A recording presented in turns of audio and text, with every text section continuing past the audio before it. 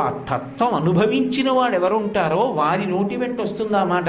పొద్దున్న నాతో చంద్రమౌళీశ్వర శాస్త్రి గారు చెప్తున్నారు, మహాస్వామి వారు కళ్ళు మూసుకొని ధ్యాననిష్టలో కూర్చుని ఉన్నారు. అకస్మాత్తుగా పాములు ఎగురుతాయి. మీరు ఎప్పుడైనా చూశారో లేదో, ఆ ప్రవాహంలో వస్తున్న ఓ పాము ఎగిరి ఆయన మెళ్ళో పడింది. ఆయన ఏమీ కదలలేదు. కానీ పక్కనున్న ఈయన చాలా కంగారు పడిపోయి కేకలేశారు. ఆయన బహిర్ముఖులయ్యారు. ఆ పాము జారి వెళ్ళిపోయింది. ఎందుకు అరిచావు అని అడిగారు. అయ్యా, ఎగిరి పాము మీ మెళ్ళలో పడింది. ఇందులో ఉన్నవాడు అందులో ఉన్నాడు, దానికి అంత అల్లరి ఎందుకంటే. నాలా నోటితో చెప్పడం చాలా తేలిక, కానీ అనుభవంలో అలా నిలబడ్డం చాలా కష్టం. అనుభవంలో అలా నిలబడాలంటే ఆ స్థాయికి వెళ్ళినవాడే అలా ప్రవర్తించగలడు తప్ప వెళ్ళనివాడు నాలా ప్రవచనం చేయగలడంతే, నాలా ఉపన్యాసం చెప్పగలడంతే తప్ప అలా అనుభవించలేను.